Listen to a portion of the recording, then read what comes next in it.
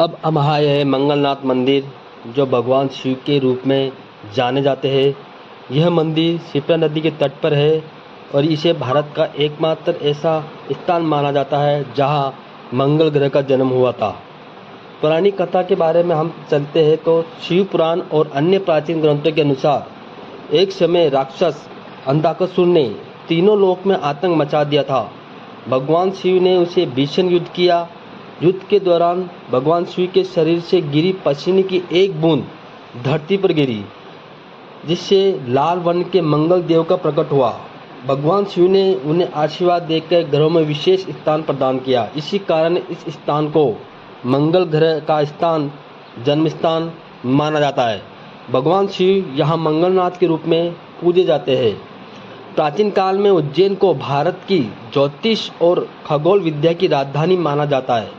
यहाँ से समय और ग्रह नक्षत्रों की गणना की जाती है। इसलिए मंगलनाथ मंदिर केवल धार्मिक नहीं बल्कि ऐतिहासिक और वैज्ञानिक दृष्टि से भी महत्वपूर्ण माना जाता है।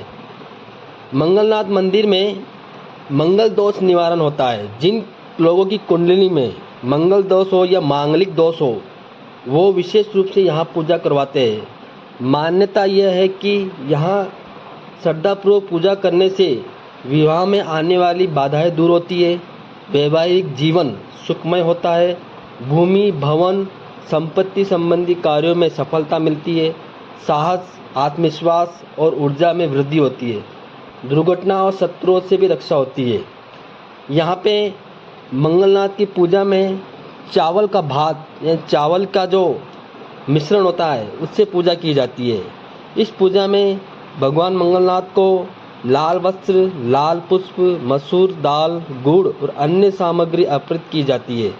यह पूजा विशेष रूप से मंगल दोष की शांति और जीवन की बाधाओं को दूर करने के लिए की जाती है। यहाँ पे हर मंगलवार को विशेष पूजा की जाती है। इसके साथ महाशिवरात्रि है, श्रावण मास है, नाग पंचमी है और कार्तिक पूर्णिमा के दिन यहाँ मंदिर में विशेष श्रृंगार और भव्य आरती की जाती है। दर्शन का समय सुबह 5 बजे से लेकर रात के 9 बजे तक दर्शन खुले रहते हैं। पूजा का समय परिवर्तन होता रहता है और इसलिए यात्रा से पहले इसकी जानकारी लेना उचित है। महाकालेश्वर मंदिर से ये 5 से 7 किलोमीटर दूरी पर ही मौजूद है। नमस्कार दोस्तों, आपका स्वागत है हमारी महाकाल नगरी उज्जैन यात्रा में। आज हम पहुँचे हैं उस पवित्र स्थान पर जहाँ भगवान श्री कृष्ण, उनके बड़े भाई बलराम और परम मित्र सुदामा ने शिक्षा ग्रहण की। ये दिव्य ऐतिहासिक ऋषि सांदीपनि आश्रम है। उज्जैन की पावन धरती पर स्थित ये आश्रम केवल एक धार्मिक स्थल नहीं बल्कि प्राचीन गुरु शिष्य परंपरा का जीवंत प्रतीक है। पौराणिक मान्यता के अनुसार महर्षि सांदीपनि अपने समय के महान ऋषि और विद्वान गुरु थे। उन्होंने भगवान श्री कृष्ण, बलराम और सुदामा को वेद, शास्त्र, धनुर्विद्या, राजनीति, ज्योतिष्य, संगीत तथा 64 कलाओं का ज्ञान प्रदान किया। कहा जाता है कि भगवान श्री कृष्ण ने अत्यंत कम समय में सभी विधाओं में महारत हासिल कर ली। शिक्षा पूर्ण होने के बाद जब गुरु दक्षिणा देने का समय आया, तब ऋषि ने अपने दिग्वंत पुत्र को वापस लाने की इच्छा व्यक्त की। अपने गुरु के प्रति अटूट श्रद्धा, समर्पण दिखाते हुए भगवान श्री कृष्ण और बलराम यमलोक से गुरु के पुत्र को वापस लेकर आए और गुरु दक्षिणा अर्पित की। ये कथा गुरु भक्ति और कर्तव्य का अद्भुत उदाहरण माना जाती है। आश्रम परिसर में प्रवेश करते ही एक शांत और आध्यात्मिक वातावरण का अनुभव होता है। यहाँ भगवान श्री कृष्ण, बलराम, सुदामा और गुरु सांदीपनि की सुंदर प्रतिमा स्थापित है, जिन्होंने दर्शन से मन श्रद्धा से भर उठ जाता है। आश्रम का सबसे आकर्षक गोमती कुंड है। मान्यता है कि गुरु की सेवा के लिए भगवान श्री कृष्ण ने अनेक पवित्र नदियों का जल यहाँ एकत्रित किया। आज भी श्रद्धालु इस कुंड को दर्शन करने का स्वयं को धन्य मानते हैं। आश्रम के पास अंकपात भी अत्यंत पवित्र माना जाता है। मान्यता है कि भगवान श्री कृष्ण अपनी लेखक पट्टिका यही धोया करते थे। यह एक विशेष शिला है जिसमें 1 से 100 तक अंक अंकित है।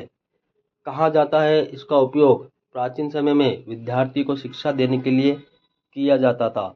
आज भी देश भर से विद्यार्थी, उनके माता पिता और श्रद्धालु यहाँ विद्या, संस्कार तथा गुरु का आशीर्वाद लेने आते हैं।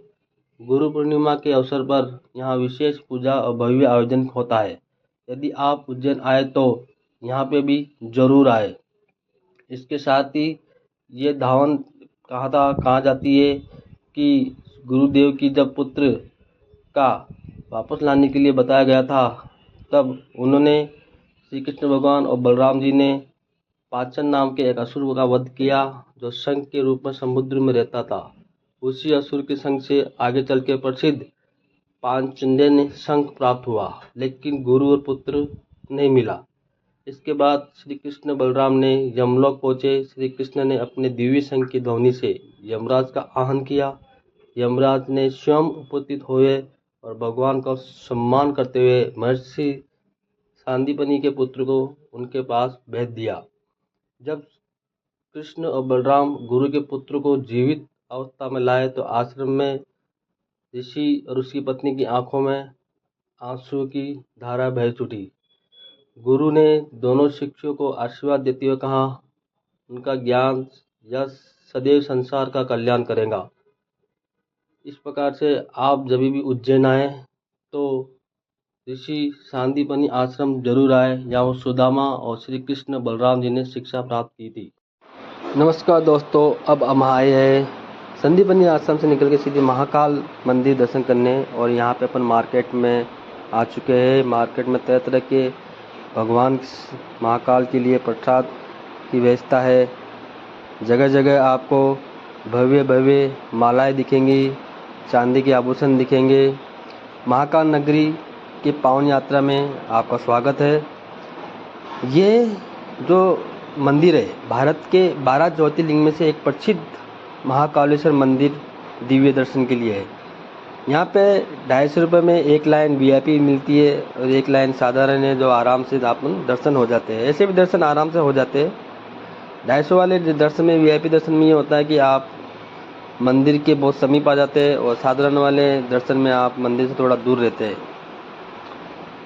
उज्जैन शहर में पवित्र शिप्रा नदी के तट पर महाकालेश्वर ज्योतिर्लिंग की सबसे बड़ी विशेषता यह है कि ये दक्षिण मुखी ज्योतिर्लिंग है, जो पूरे भारत में अपनी एकमात्र ज्योतिर्लिंग माना जाता है।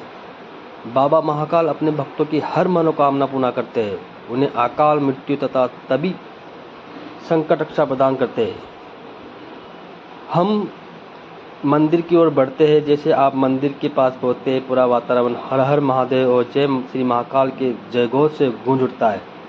श्रद्धालु की आस्था, मंदिर की भव्यता और घंटियों की मधुर ध्वनि मन को भक्ति भाव से भर देती है। मंदिर के बाहर भी आपने एक विशाल बाजार देखा होगा, जहाँ रुद्राई के मालाएं, डमरू, त्रिशूल, पूजा सामग्री, भस्म, चांदी के आभूषण मिलते हैं। दर्शन व्यवस्था में मंदिर में सामान्य दर्शन के लिए लाइन होती है, जहाँ श्रद्धालु अपनी बारी का इंतजार करते हैं। महाकाल की प्रसिद्ध परंपरा की भस्म आरती यहाँ प्रतिदिन सुबह 4 बजे होती है।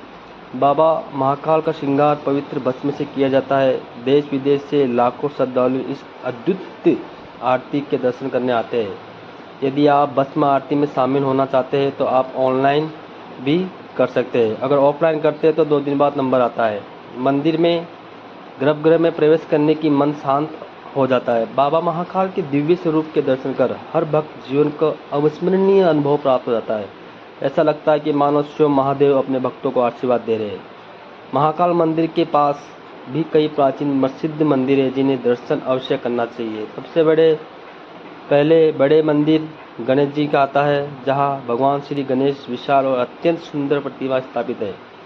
श्रद्धालु महाकाल से पहले बाद में यहां आकर विघ्नहर्ता से आशीर्वाद लेते हैं।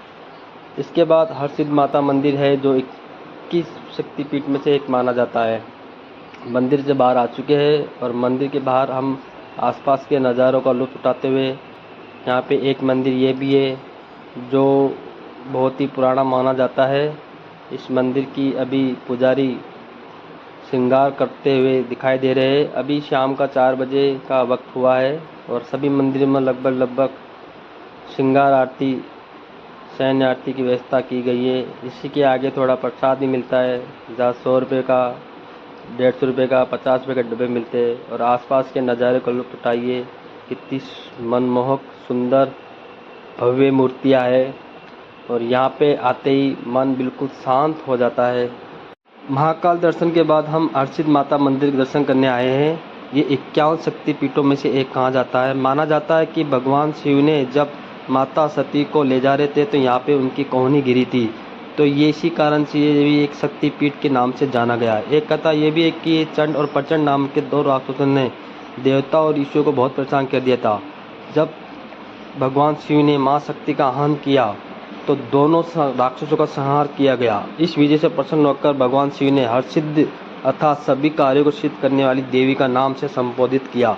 इतिहास में यह भी माना जाता है कि उज्जैन के महान सम्राट राजा विक्रमादित्य ने माँ हरसिद्ध के परम भक्त थे। कहा जाता है कि वे अपनी हर सफलता का श्रेय माँ की कृपा को देते थे। नियमित रूप से यहाँ पूजा अर्चना किया करते थे। इसी मंदिर का संबंध विक्रमादित्य नगरी से भी है। कुछ ही दूरी में यहाँ पे चार धाम मंदिर भी है। चार धाम मंदिर, यहाँ पे चारों धाम के भगवान एक ही मंदिर में आपको मिल जाएंगे। आगे चल के देखते हैं। हम मंदिर के प्रवेश द्वार में हैं और इसका ये मेन गेट है मंदिर का। यहाँ साफ साफ शब्दों में लिखा हुआ है कि चार धाम मंदिर।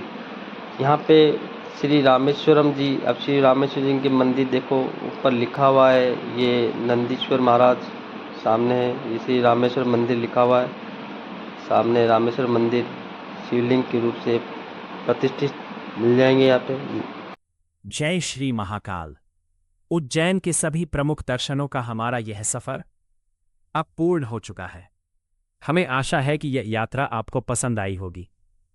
कृपया अपनी प्रतिक्रिया अवश्य साझा करें।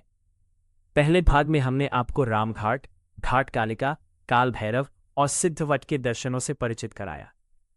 दूसरे भाग में मंगलनाथ मंदिर, महाकालेश्वर मंदिर, ऋषि सांदीपनी आश्रम, चार धाम मंदिर और हरसिद्धि माता मंदिर के दर्शन प्रस्तुत किए गए। आगे हम आपको सीहोर लेकर चलेंगे, जहां प्रदीप मिश्रा जी द्वारा स्थापित आश्रम के दर्शनों कराए जाएंगे। अगले वीडियो में हम वहां की संपूर्ण यात्रा आपके साथ साझा करेंगे। यदि आपको यह वीडियो पसंद आई हो तो कृपया चैनल को सब्सक्राइब, वीडियो को लाइक और शेयर करना ना भूलें। अगले वीडियो में फिर मिलते हैं।